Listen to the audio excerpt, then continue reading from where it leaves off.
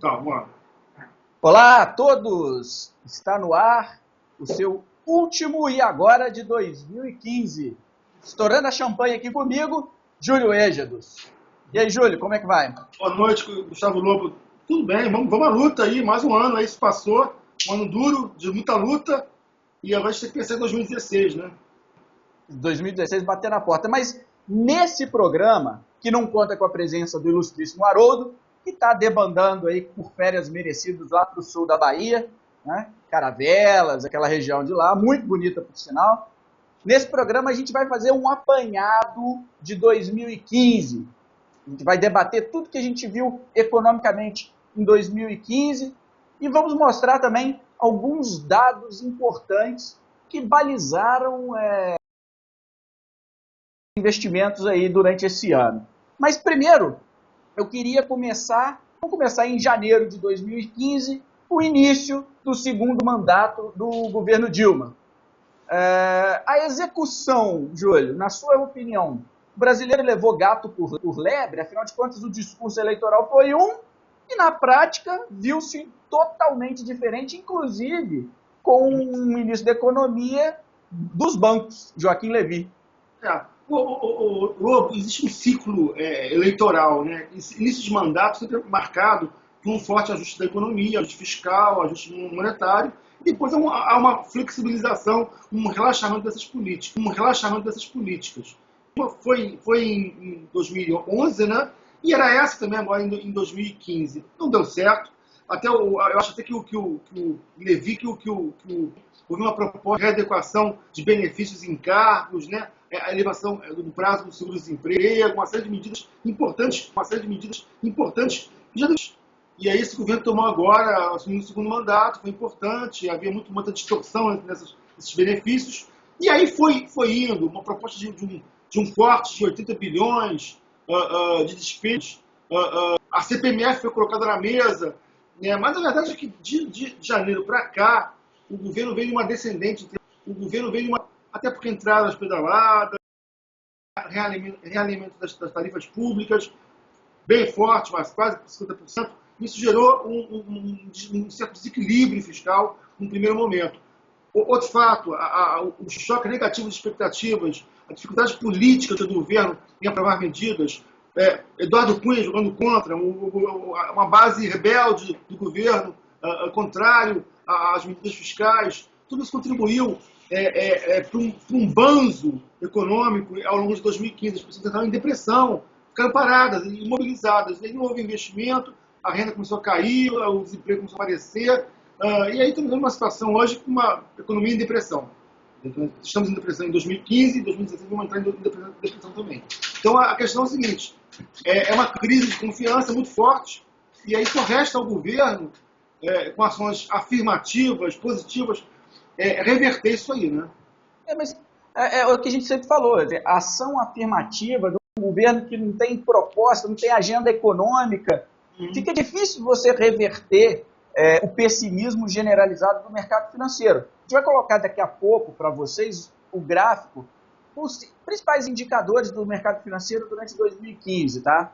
Mas é difícil esse governo transparecer otimismo para que se reverta em expectativas positivas, que as pessoas voltem a consumir, a investir, as empresas voltem a investir, a bolsa volte a subir, enfim, que realmente haja uma movimentação da máquina econômica do país. Né?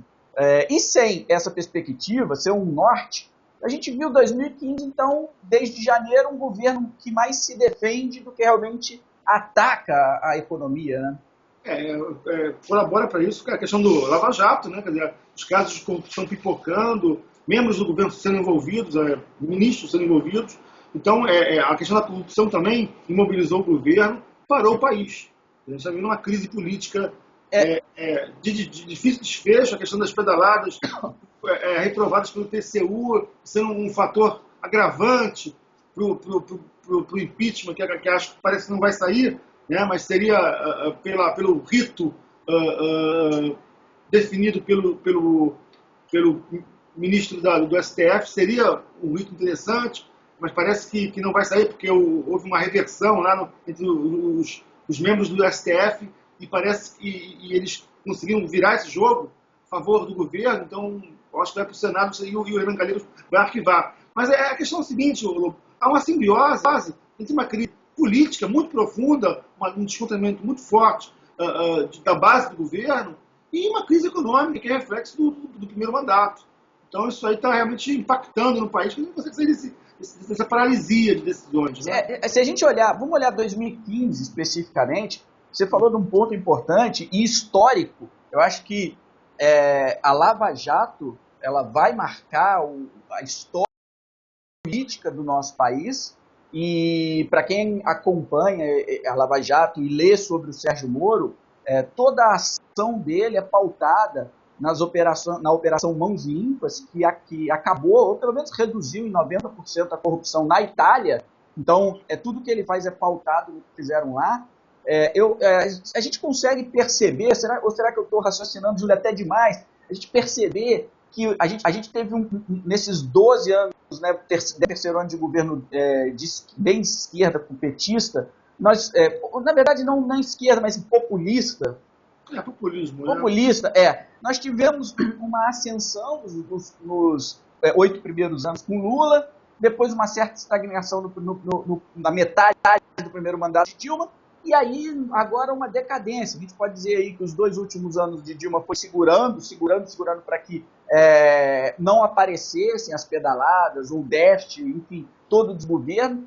Foi marcado por um ministro da Economia, o Manteiga, que eu não sei, ninguém no mercado financeiro conseguia entender o que o Manteiga fazia. Na verdade, a melhor definição que eu achei assim, era muito fácil ganhar dinheiro no mercado financeiro com o Manteiga. Era só você fazer o contrário do que ele disse. Isso. Você fazia o contrário do que ele disse. Ele disse assim, vai perder dinheiro quem apostar contra o dólar. Quem apostou contra o dólar ganhou muito. Desculpa, quem apostar contra o real, né? E a favor do dólar. E quem apostou contra o real e a favor do dólar ganhou muito dinheiro. Stuberg que o diga. Enfim, então foi um momento de início de uma decadência, e a gente pode dizer que 2015 foi queda livre mesmo desse modelo e do governo, né? A tal da nova matriz macroeconômica calcada em aumento de gastos irresponsáveis sem uma contrapartida de arrecadação. Tudo bem, boa parte dos governos anteriores também se viveu desse aumento de gastos em alguns momentos irresponsáveis, mas uma arrecadação ascendente. A gente tinha um país crescendo, uma arrecadação muito forte. Né? A partir do momento que a gente tem uma economia em recessão, com taxas negativas, a arrecadação despencou. Os dados do Tesouro divulgados hoje mostram isso. Caíram forte a arrecadação no ano e no mês de novembro. Então, realmente, não tem arrecadação para segurar. E a CPMF seria o único imposto a tentar sustentar essa situação para 2016, mas parece que está difícil sair, né? Quer dizer, há um esgotamento também, uma limitação da sociedade em pagar mais impostos, né? E aí é o fato da descrença da sociedade em relação aos governos. E a Lava Jato, se preparem, né? A Lava Jato começou, eu não sei afirmar se ela começou em 2015, sabe disso, Júlio? Ou se ela veio de 2014? 2013, 2014. Mas 2015 é o auge da Lava Jato. E parece que 2016, que o auge não é 15, que o auge vai ser 2016, né? Se você começar a ler o que já tem de delação saindo aí, tudo bem que o senador não assinou, mas os empreiteiros assinaram, acho que só falta o Odebrecht assinar, não sei se vai assinar, mas enfim, tem a Camargo Correia, que está só esperando o Teori mais o Janot dar uma assinada para oficializar a delação. Parece que vem coisa pesada em 2016, quer dizer, a nossa operação Mãos Limpas pode acabar com o governo. Eu estou falando isso, Júlio, porque aqui no E Agora você falou que não acreditava no impeachment via o processo de trâmite normal. Pelo rito que os juízes do STF votaram, né, eu não vejo como sair um impeachment. Né? Senado é Renan Calheiros, há uma maioria do governo no Senado, então acho que não sai nada. E esse rito do impeachment marcou o segundo semestre de 2015 todo, né, inclusive influenciando os mercados. Na hora que a gente achava que o negócio ia andar, os mercados iam melhor, quando retrocedia, os mercados voltavam a reagir mal. E a minha pergunta agora é a seguinte: você acredita que, diante de fatos novos que a Lava Jato possa apresentar, o governo corre o risco de cair, Júlio, em 2016? Lobo, eu acho que só cai realmente se tiver uma provas muito contundentes, né? Eu acho que infelizmente as pedaladas não são uma prova tão convincente assim pelo jeito, né? Mas se foram provas mais convincentes de omissão, de conivência talvez, por parte da presidente Dilma, que já está quase que não tem como provar tecnicamente, mas é fato, né? Que ela foi conivente. Enfim. Eu queria fazer um paralelo aqui. Eu queria fazer um paralelo aqui das pedaladas fiscais. Se você, Julião, gastasse mais do que ganha, e para cobrir as despesas do mês, você vendesse a televisão, o liquidificador, o secador de cabelo da tua mulher, você vendesse o sofá da sala, você acha que ela ia continuar contigo ou ela te dava um pé na bunda? Corria um sério risco de rodar. Agora...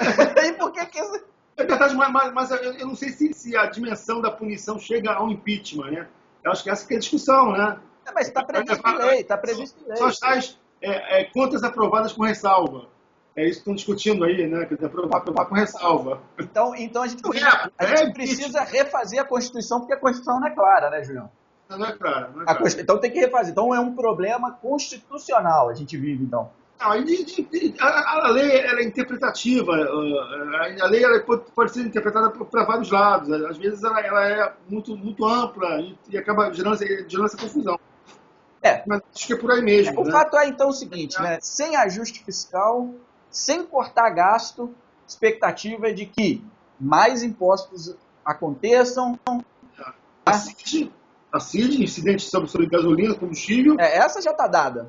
E a CPMF, né? A CPMF precisa de votação, quer dizer, quem vai pagar a conta é a classe média e até mesmo a classe mais baixa. É esse cara que vai pagar a conta. E aguardemos agora em janeiro, a gente vai ter uma elevação de juros, né? O Focus hoje trabalhou com uma taxa de 15,25, saindo de 14,75, então é uma forte elevação para padrão de Focus.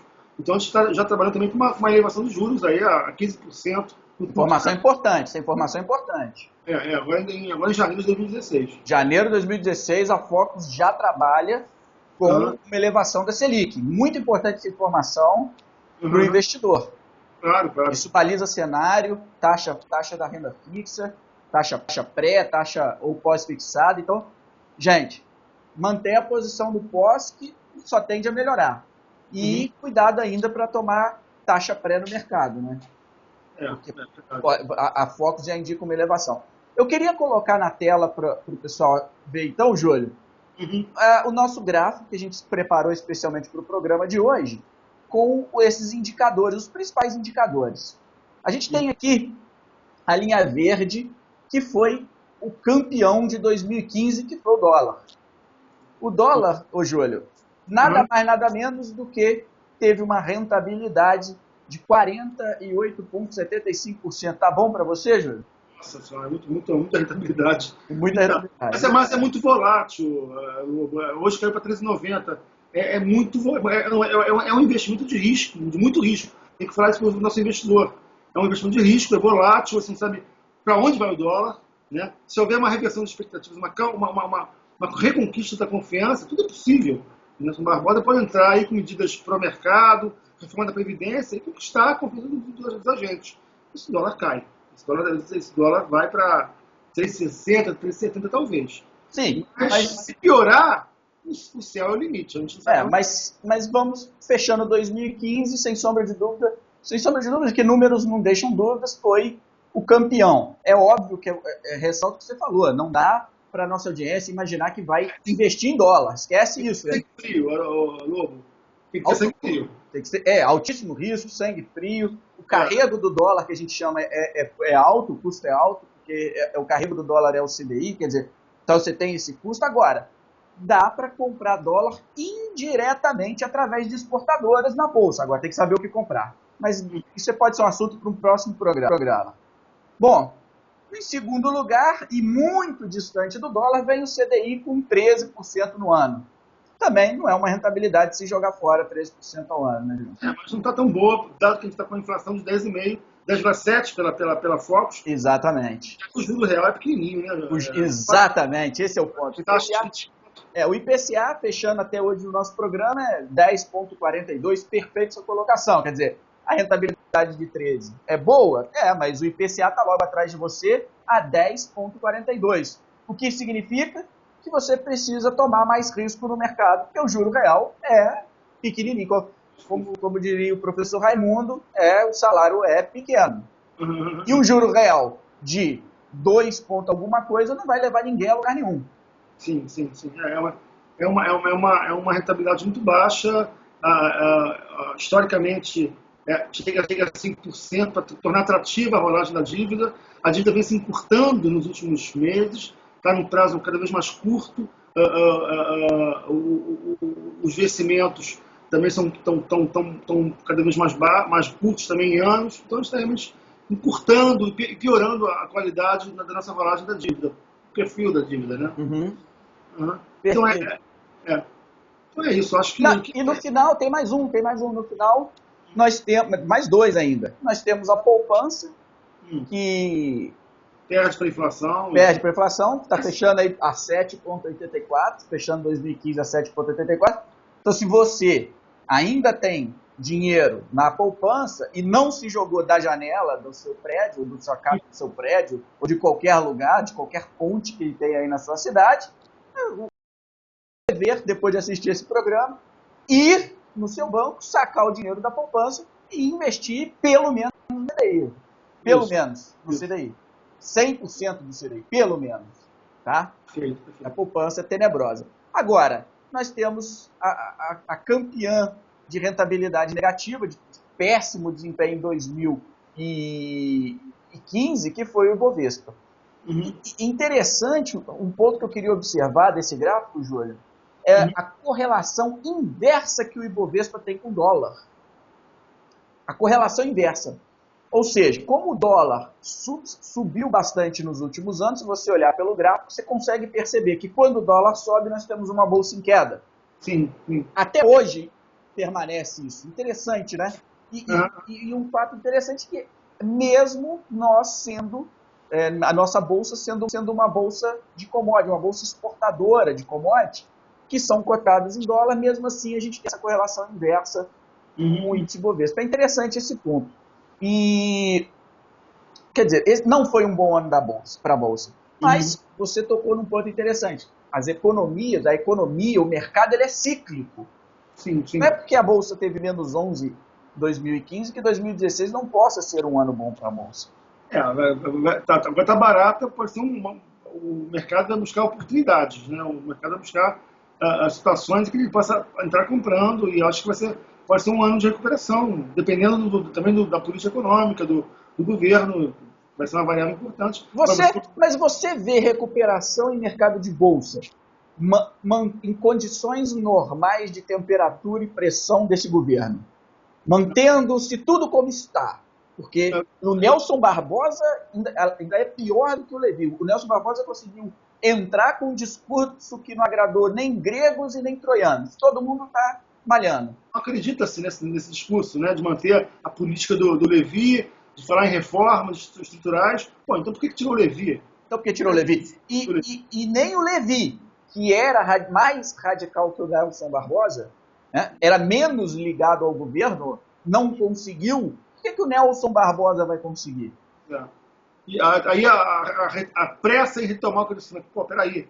Você só vai retomar o crescimento se tiver um ajuste fiscal sustentável, crível, e que o mercado passe a acreditar nesse ajuste fiscal. Mas isso não é... Esse governo não é governo de fazer ajuste. Os vários mercados, não é só o mercado financeiro. O mercado de bens também tem que acreditar nesse ajuste fiscal. Sim. A ESP, enfim, a CNI, né, o CNC, os free-comércios. Então, tem que todos acreditarem nesse ajuste. Perfeito. Mas o detalhe é o seguinte, este governo ele é totalmente avesso ao ajuste fiscal. Não dá para acreditar no que fala. Quantos cargos comissionados foram cortados hoje? 346 cargos. 10% da promessa de 3 mil, né? 10% da promessa de 3 mil. Quer dizer, é um governo totalmente avesso a cortar gastos. Ele é um governo todo pautado em aumentar imposto. Ou seja, estrangular cada vez mais o setor produtivo. Então não dá para acreditar e confiar. Então, esse retrato que a gente mostrou provavelmente é o mesmo retrato que a gente vai entrar aí em 2016. Ou seja, uma bolsa ruim, o Ibovespa ruim, o dólar pode ser que, como você disse aí, não tenha tanto espaço para mais altos, a não ser que haja alguma... Mas um dólar na faixa dos 4, agora o CDI vai dar uma melhoradinha.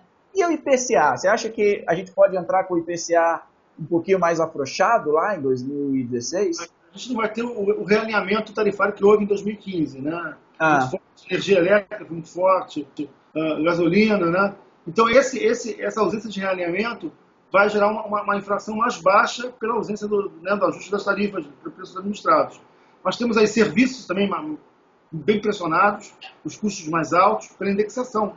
Então, a energia elétrica, por exemplo, vai impactar em aluguéis, o custo da energia vai aumentar o custo dos aluguéis, dos serviços em geral. Então, os serviços vão ser impactados também na margem. E aí os choques agrícolas que sempre acontecem, fenômenos El Niño aí influenciando no clima, isso aí vai acontecer sempre, todo ano. Então também vai influenciar nos alimentos. Então, são alguns fatores que vão aí influenciar na inflação mais alta, próxima a 7.000%, podendo ir a mais do que isso, né? Na minha visão. Perfeito. Ô, Júlio, nosso tempo acabou, estamos estourando aqui o limite que a gente trabalha por ir agora. Feliz ano novo para você, bom 2016.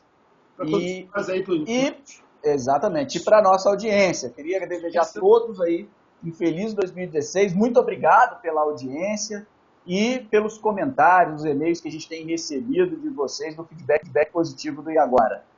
Né? Fala aí, Julião, a palavra é tua. Um abraço a todos aí, estamos juntos aí nessa batalha, tentando orientar o investidor, tentando guiar o investidor, dar segurança ao investidor, né? Numa linguagem mais coloquial possível. E vamos aí à luta aí. Ótimo. Nos vemos então ano que vem